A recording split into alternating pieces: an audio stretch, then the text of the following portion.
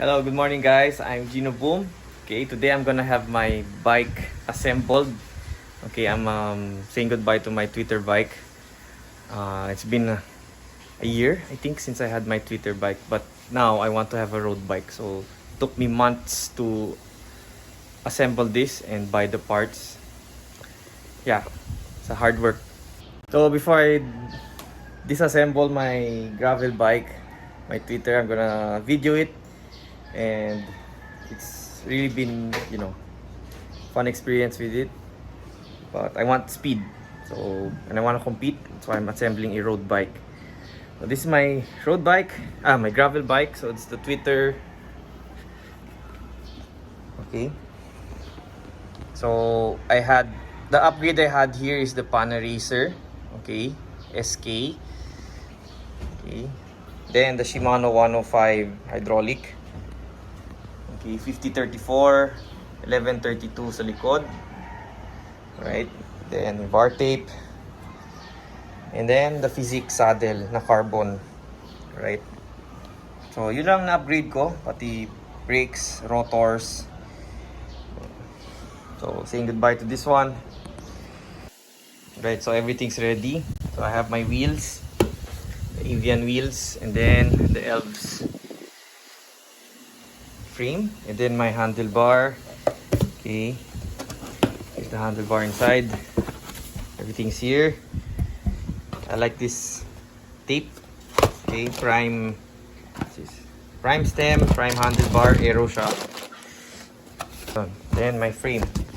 So frame inside, I got some new chain. Okay, syempre 1 year na yung bike gravel, so I just wanna change it. Ultegra to. Carbon frame. Then I got new wheels, gator skin. Okay, inner tube, everything. Okay, everything's inside, stem. So ito yung pinamagaling na mechanic dito sa QC. Tanggal na yung group set. Alright, so here's the frame. Elves frame ko. Carbon. Grabe hard work. Okay, so here's also the bottom bracket from Elves. They have their own bottom bracket. Yung fork na sa loob. Okay. Lalagay na nila yung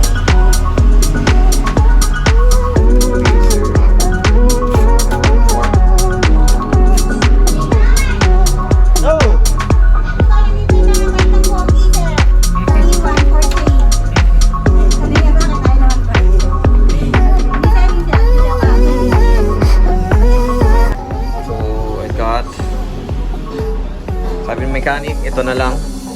Kasi mas maganda daw. Isa lang. Prime stem. Galing.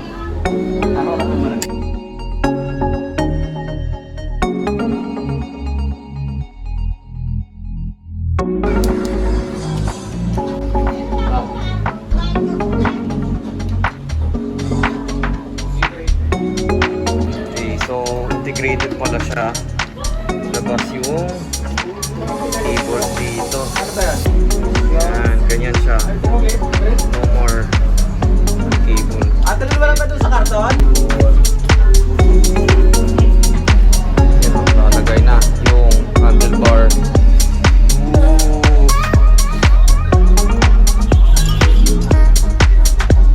Ganda. Semi-integrated. Cables are outside.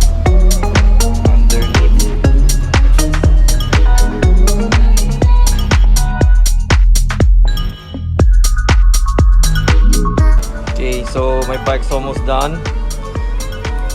This is the gator skin. Ito pala yung 28C. Okay. RDFD na lang.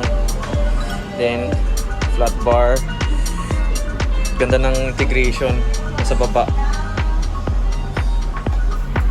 So now they're adding the hydraulic mineral oil.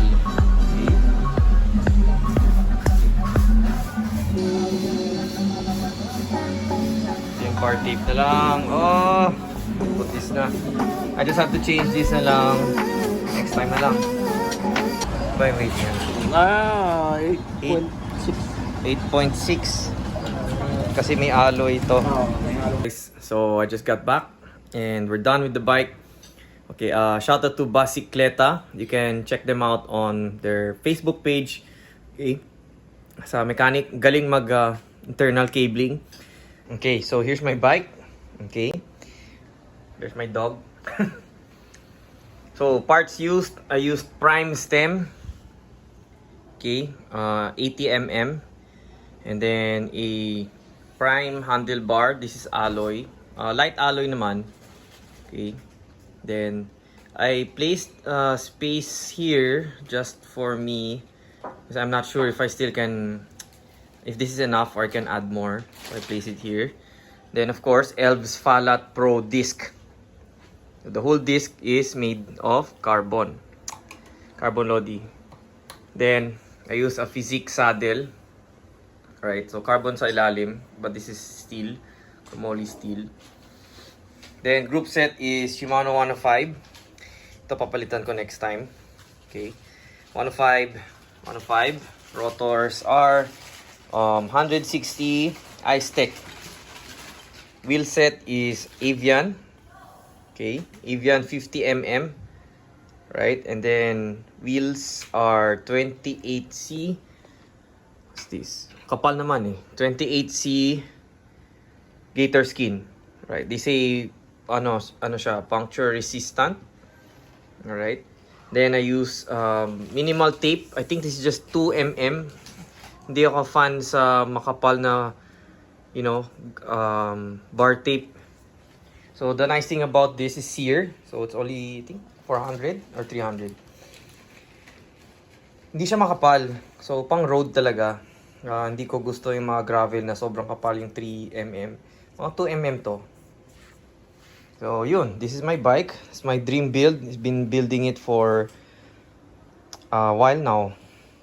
Alright guys, so if you had fun, my video, please like and subscribe. Okay, this build was, I thought about this build last year. So tagal na. Pinagupunan ko talaga to. It took me a while to build this, and then the other parts I think I'm gonna sell it. So why I chose a road frame, road bike, because I wanna compete in the sport of cycling. So gravel race I think is just new, but for road cycling it's been there for a long time.